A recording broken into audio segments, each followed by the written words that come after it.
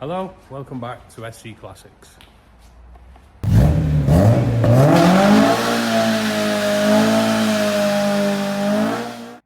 you hear me? Hello? Hello? Hello? Hello? Hello, welcome back. Another day, another car, and this time it's a Martin Escort with a Cosworth YB engine. So, before I show you the car, I'll tell you the backstory to it. A guy come in a couple of months ago, a local guy, said he's got this Martin Escort, Australian import. He imported it 10 years ago, and he's been building it at home, and he's just got to the point where he just wants to use the car finally. So we arranged a date for him to drop it off, and he said it's at the point where he just needs finishing off. He didn't go into too much detail with, honestly, the jobs consisted of fitting body brackets for the tramp bars on the back, getting it up and running because he's having trouble with a wasted spark kit he'd fitted, and a couple of other bits and pieces. So I thought to myself, relatively quick job, get it in and out, turn it around quick, job done. This before I'd actually seen the car, and it got delivered a couple of weeks ago on a recovery truck, and I started noticing just a few more jobs than I initially thought, you know, in my head. Anyway, that was that. Started doing some testing to try and get it running. Turns out it's a 4x4 Toyota Cosworth engine. He's fitted a new, who's the engine harness by? I think it's Redline tuning engine harness. And then he's had a wasted spark kit fitted by Motorsport Developments. And the original story was it ran for a minute and then cut out. And then he fitted a wasted spark kit and it's never ran since. Then I spoke to him last week and he said it ran on the wasted spark kit for a minute and cut out and won't run again. And when I spoke to him today, he said he's not actually sure if it ran at all, if it ran on the coil kit, the original coil and dizzy, or whether it ran on the wasted spark. Basically, it's cranking over, the fuel pump's priming as it should. You get an initial spark when you put the ignition on, but as soon as you start cranking, there's no spark. But anyway, we'll get further into that. I'll show you the car. But basically, I found a lot more work on the car, and I've had to discuss it with the customer because I think he was expecting a quick turnaround. What I've actually found is a lot of work that's, I don't want to put my name on it as a business. I don't want to put my name on someone else's work knowing that it's not right, it's not good, and other things, some of it is just dangerous. So I'll show you what we're dealing with. So here we have it. It is a Martin Escort. Like I say, originally had 1300 something. It's not got Mexico wings. Olympic blue. It's an Australian import, I can tell you that, by certain strengtheners and stuff. Judging by the trim around the windows and 6-dial dash, I'm guessing like an XL or something maybe. Not sure. Anyway, irrelevant. So it's got a 2-wheel drive, 200 block Cosworth, 4-wheel drive, sorry, 200 block Cosworth engine. Got brand new engine harness, wasted spark kit, and that's as much as I can tell you about the engine. It's very messy at the minute because he's been building at home, and I think he's been trial fitting things just to make it run and, you know, that sort of thing. And he openly admits he's not a mechanic. He's just been having a go at home, which is fine, you know. But sadly, some of the work a lot of the work needs to be redone just to make it safe. Just, you know, for example, just a big bolt. Actually, there's a better way of blanking that off if it's not needed. I noticed that the exhaust downpipe is touching on the bulkhead, and further down it's virtually touching the steering column too. You know, there's just messy bits. It just doesn't look pretty. But this guy does have a budget in mind, so what I have to highlight here is that I am concentrating on making it roadworthy, not making it pretty. So as much as I'd love to redo all this and make it pretty, for the time being we're concentrating on safety and it actually working. insides. I've not even emptied the inside out yet. As you can see, this is the battery and the footwell, wires everywhere, and you know, it all needs addressing. So he's got an RX-8 gearbox in there that needs some work to make it fit properly, because the starter motor's not fitting great, it's touching on the tunnel, you know, all kinds of jobs to do. In the boot, again, very messy. There's things that need to be changed in here. So the fuel pump's mounted solid on the boot, and it looks like it's a 044, so that's going to be really loud. That needs to go on some rubber bobbins. Even when we put them on rubber bobbins, they're loud.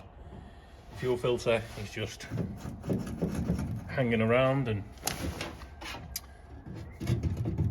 that's dangerous. Needs to go through a grommet in the floor.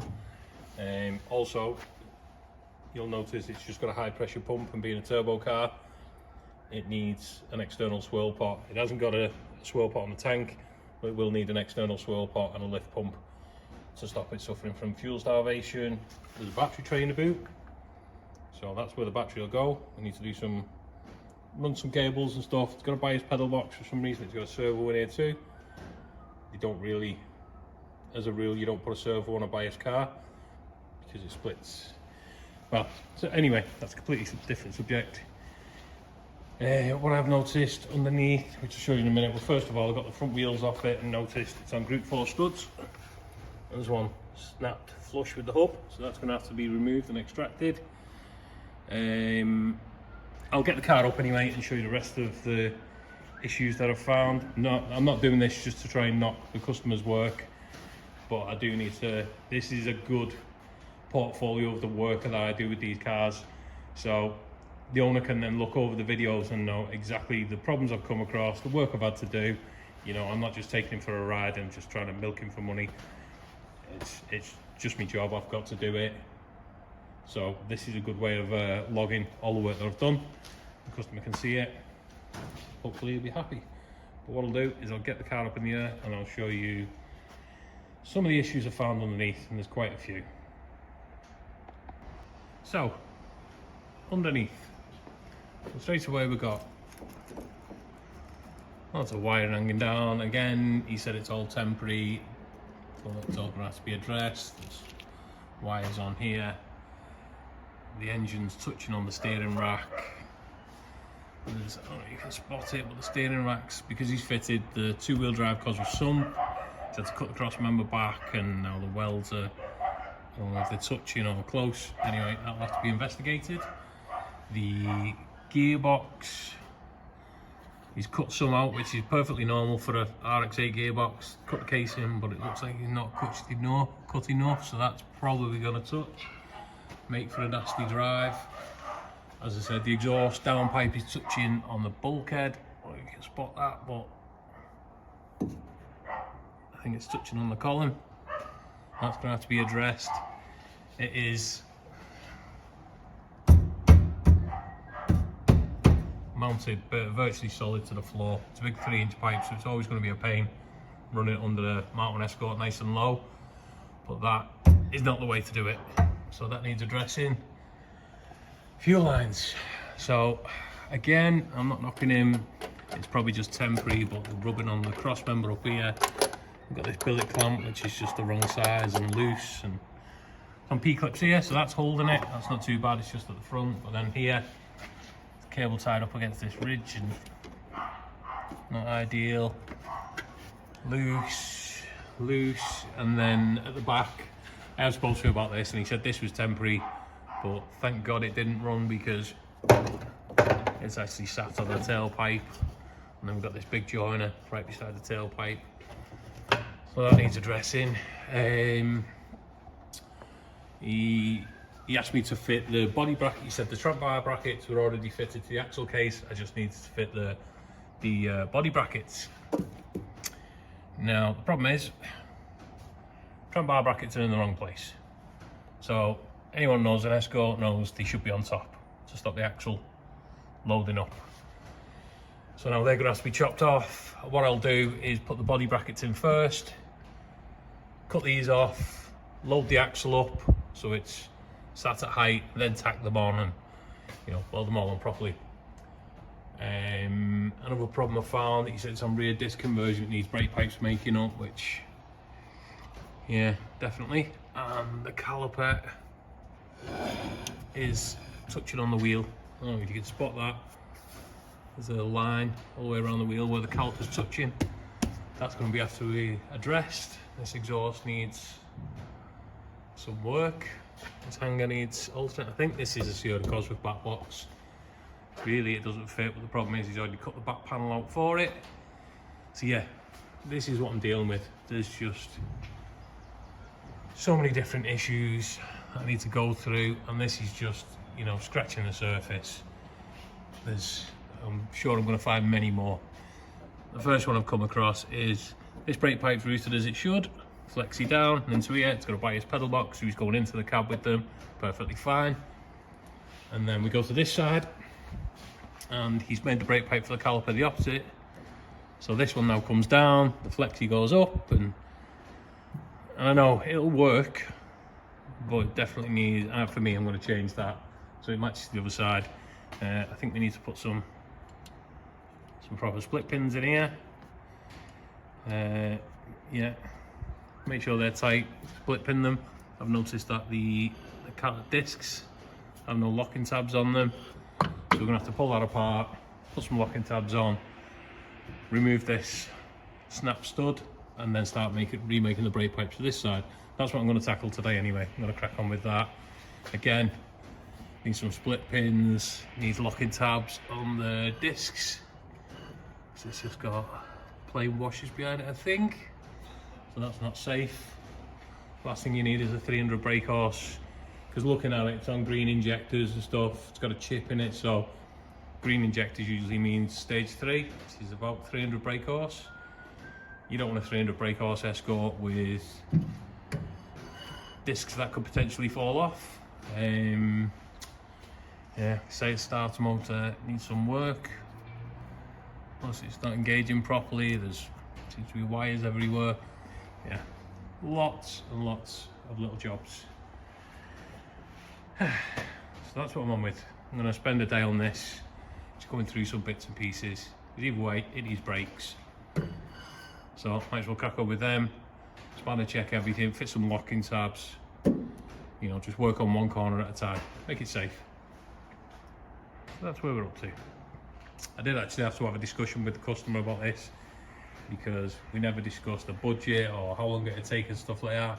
And from the initial conversations with him, I think he was under the impression it was just a case of finish off the jobs he'd started and get it running and then drive it away. But sadly, as I've just pointed out, there's a lot of stuff that's got to be redone. So thankfully he knows that, so we can move forward with the build. As you can see, it's on a Borg Warner Australian axle with an open diff. That's going to be fun. Yeah, this is what we're working on today. I'm going to tackle the driver's side first. This is the one with the snap stud. I'm not quite sure I'm going to extract that yet. This is also the one with the brake pipe going the wrong way, so I'm going to remake that brake pipe so it goes in as it should from the top, and then the flexi can come out the bottom. For some reason, this caliper's also been shaved down on the back. Not sure if it was running different wheels. I'm not quite sure, but it also needs locking tabs on the disc to the hub, and it needs locking tabs on the caliper, and it also needs something I found apart from split pins is a new caliper bolt, because that looks like some sort of wheel stud, maybe, with the sides ground off it and used as a wheel bolt, and that one's a caliper bolt with washers behind it. So I know M16 calipers have a spacer, but it should definitely have the right bolt, and it should have locking tabs on there too. So we're going to address that because it's a safety issue. So let's get this all stripped down and make some progress. Pull the old brake pipe and flexi off. Sadly, the flexi's been half painted blue. Got some thinners on that, try and make it look a bit better, because it is actually a new item. It just looks a bit poor. But anyway, back to this job. So I've just tightened it back up again. But this homemade wheel bolt was actually, I've just tightened it up again. Oh dear, I've tightened it up and I can't do it. Yep, there we go. It's actually nearly a 16mm, a little bit smaller. Yeah, as you can imagine, you can't really tighten it. I'm not going to record all of it, but yeah, that needs replacing with a proper caliper bolt that we can actually put a locking tab on and torque up to spec. So the caliper off, I pop the grease cap off. We've got clear grease on it, not something I've ever seen before, but hey ho. Excuse me. I've come across the next issue. So it's actually missing the cage and the split pin. So on this side, it wasn't too bad, but on the other side where the wheel turns that way, there's the potential to undo the wheel bearing. Less than ideal.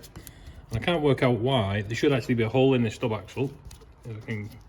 Somewhere along here there should be a hole in the stub axle for a split pin. So what I can assume is that the wrong nut? It's too wide, hence why it's missing the cage and the split pin. I don't know, but it needs a split pin on there, that's 100%. Yeah. With every part removed, find another job. Now with the hub assembly removed, hub disc assembly removed, I can show you what I was talking about. There should be some locking tabs that bolt behind these bolts and then pin over and lock the bolts up. They're just a mechanical locking device to stop the bolts backing out. And also spotted that his seal for his wheel bearing hasn't been fitted properly. It's sat flush on one side and proud on the other, so we'll just have to knock that home, take these bolts out, put some locking tabs on, lock them up. And, well, actually, before we do any of that, we need to work out where we're going to get this snap stud out the hub. It's not a job I've ever had to do before. We'll see. So we picked up some locking tabs. And when I'm talking about locking tabs, this is what they are. They are just literally some tabs that you, once these bolts are torqued up on the, these are the retaining bolts for the hub. Once these are torqued up, you then pin them over and it locks the bolt, stops them coming loose, stops your brake disc falling off or, you know, anything like that. What I always do is just bend this edge over here, as you can see. Just makes it a little bit easier to pin over when it's on the disc. So I'm going to torque these bolts up now, pin them over, then that hub can go back on. I've also got the locking tabs for the brake calipers, stop the brake caliper falling off or the bolt winding loose.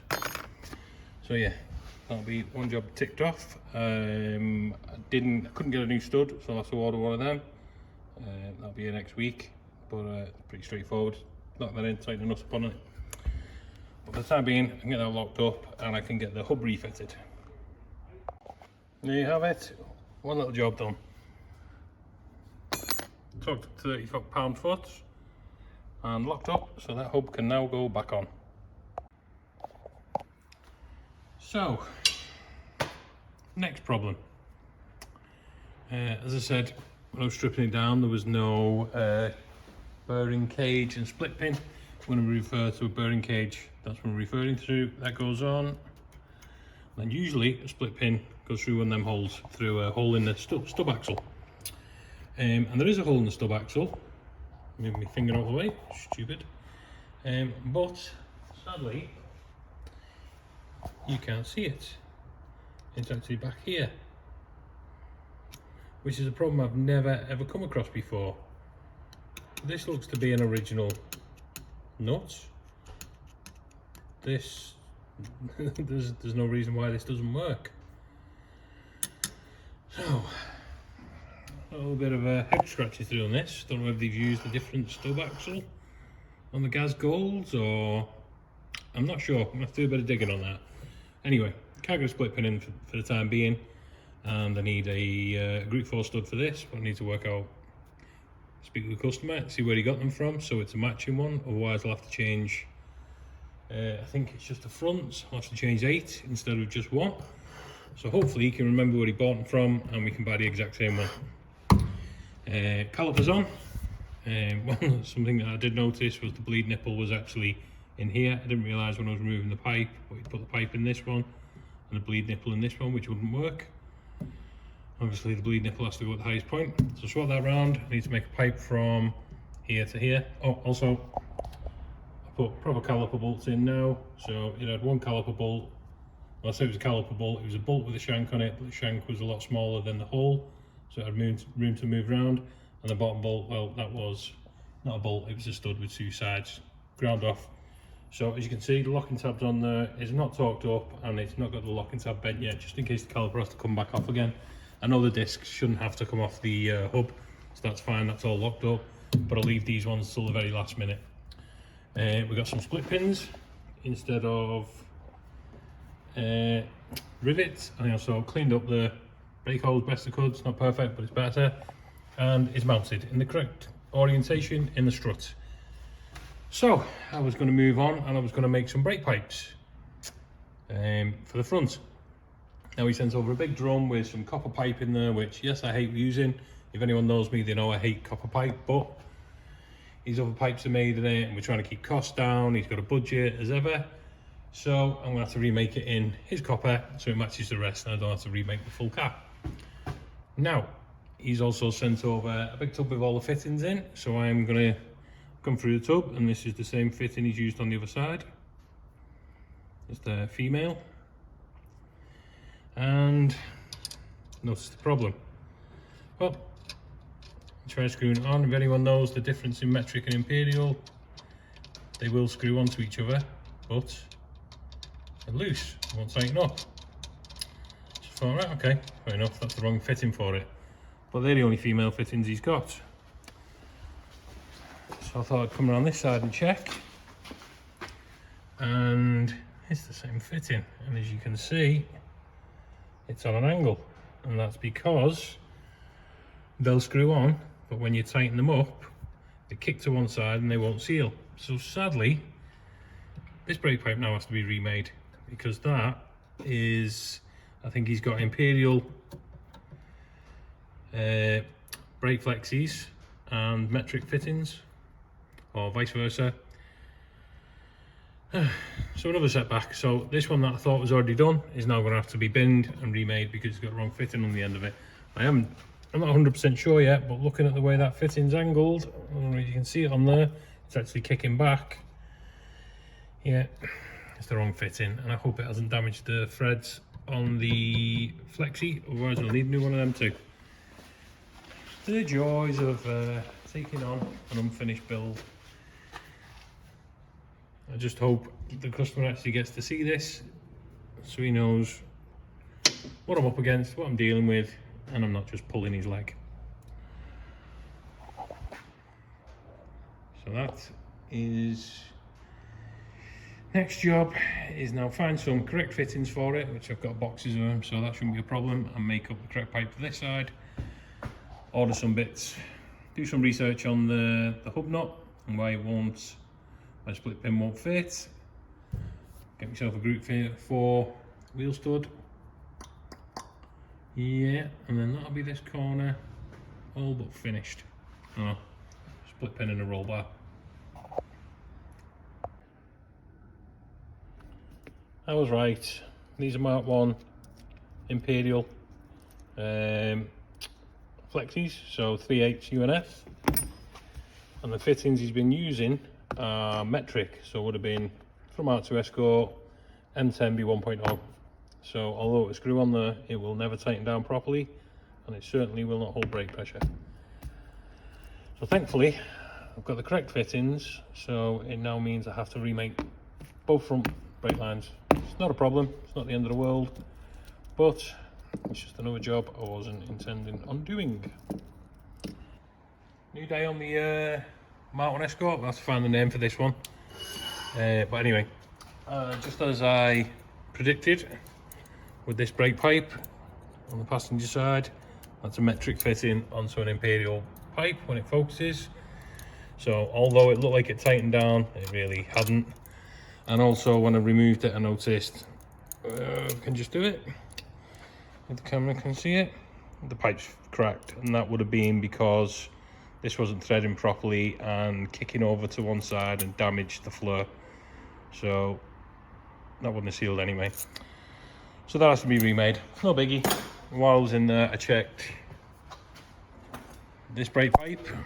That went from here to the bulkhead fitting. The reason it's going to a bulkhead fitting is the bias pedal box. So, and there's not a lot of room in the bay, so they've run it up here into the bulkhead. It'll go across into a T-piece and then a single fitting into the front brake cylinder. So yeah, check this pipe, lo and behold, the flexi is an Imperial, and the fitting that's fitted on, that is on the copper line, is a metric again. So that one from there to there is going to have to be remade as well. Not the end of the world. I'm making brake pipes anyway. It is what it is. But there's not got much time on this car today because it's a Saturday. I'm finishing early, getting ready for the bank holiday weekend. So just thought I'd get these brake pipes made up this morning. Just a little job ticked off. A little bit of progress, and I do mean a little bit. But yeah, again, I just don't want people. Can I ask people not to go in on the comments and, you know, first thing, whenever I put a car up and it looks like I'm slating the work, I'm not. It's just here because the owner wants someone else to finish it and go over his work and just make sure it's safe. So please don't go in on the comments and start calling the car. It's not really fair. This is, when all's said and done, this is someone's car, so, you know, it's not really fair. It is what it is. He's not a car builder. He holds his hands up. And a lot of the work's been done temporary, you know, so I'm pretty sure that was just a temporary to get it running. So I'm not saying that was a permanent fix, but anyway, yeah, just don't go in on the comments and start slating the car and the owner. It's not really fair. Anyway, back to it. Make some brake pipes. Oh yeah. We've got my favourite thing in the world. If anyone knows me, I hate this stuff. Just hate it. Don't think it should be on a classic Ford, but that's just my opinion. I've never liked it. But the owner started with it. He sent a rollover, so that's obviously what he wants. So, you know, the customer's always right, and I have to do what I have to do. And also it keeps the budget down because, as ever, there is a budget that I need to, just try and straighten that last little piece out. There is a budget that I need to stick to, so all this, you know, supplying only brake pipes and stuff like that to replace brake pipes, it just all adds up. And yeah, we need to keep in budget. So, next job, make up some brake pipes. This is the one off the passenger side caliper, which is roughly the shape it needs to be. A little bit, I think it's kinked there, but he's folded it a bit tight. But anyway, yeah, it's the wrong fitting. I think the caliper end, I have to check, but I think the caliper end's right. The flexi end is metric when it should be Imperial. So I've got to remake that. I've got to remake one for the driver's side too, and then I've got to remake this one as well, because although this fitting's correct, this one isn't. So yeah, that's the next job. That's what I'm going on with. So, time to make some brake pipes. I'm going to use this kit that I got from the NEC, picked up from a company called Automech. And for me, this is by far the best brake floating tool kit I've seen. There's probably other ones out there, but this is the best one I've ever used. Basically, get your dies 3/16, obviously the brake pipe's 3/16. Fit it in there, pipe overhanging. Then you get the stop, wind that in, and it should push the pipe into where it needs to be, and also wedge the pipe. That's it. Take the wedge out, and then you've got this die, which is first and second. Can't remember which way around it is now. It's been a while since I made brake pipes. OP2, OP1. So you got OP1. That'll make your male flare. Is it? Male? I can't remember. Anyway, trying to do it one-handed. A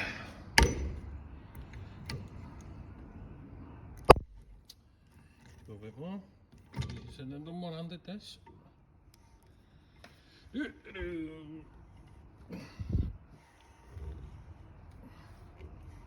There we go.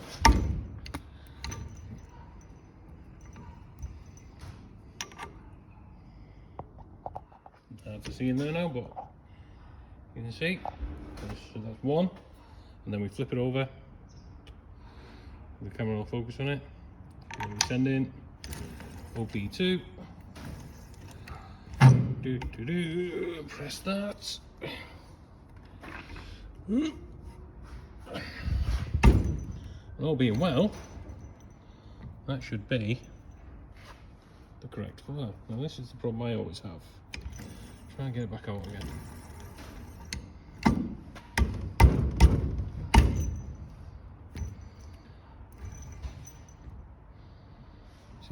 This is the only issue I've found, trying to remove the floor again. Let me put my camera down and I'll show you. There we have it, that's our female floor. So obviously now we need this fitting. Job done. Now we need to fit the other fitting, because you usually find you'll make the best brake pipe in the world, best floor, and you've missed the fitting off. Done that quite a few times. So now we have to floor this end, which is the same process. Fit the brake pipe, slot it in, pipe overhanging, get our stop, wind that in.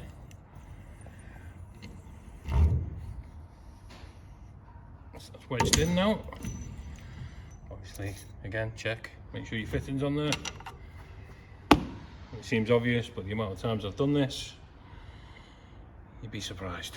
OP1. This is just a single float.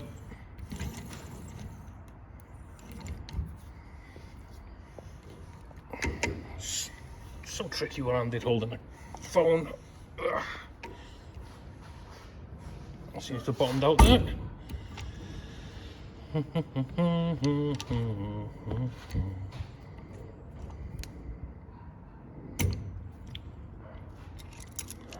And all being well,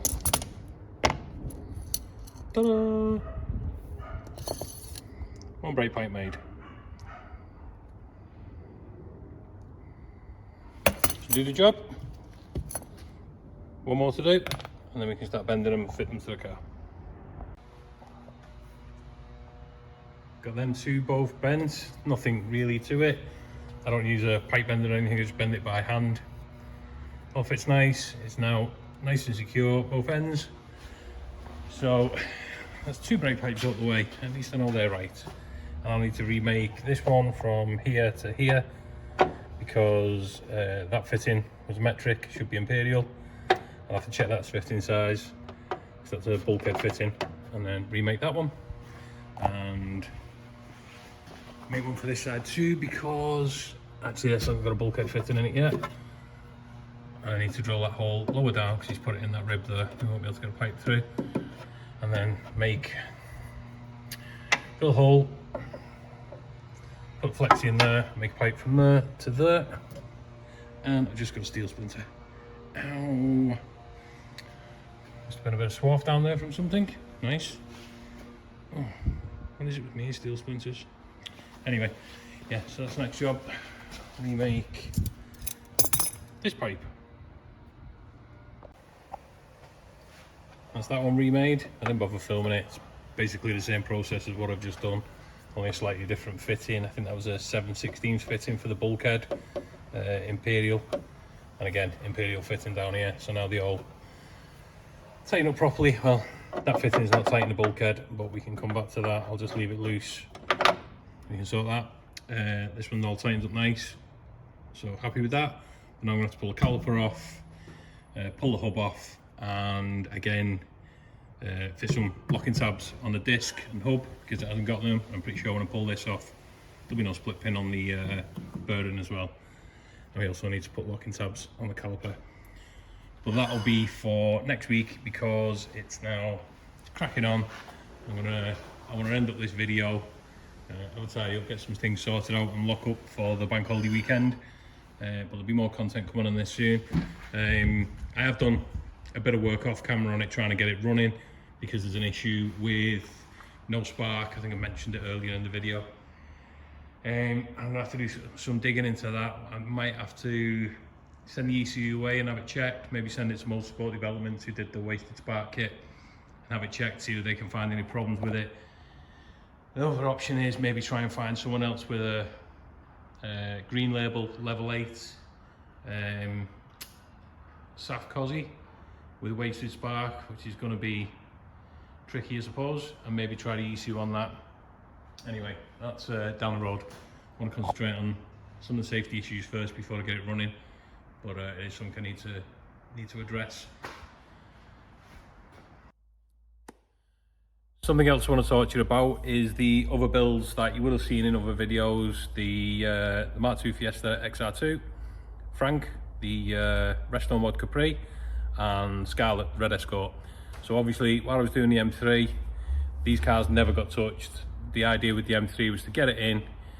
I quoted 2 to 3 weeks work, get it in, blitz it, get out the door, and carry on with the other jobs. Sadly, the M3 swallowed a lot of time.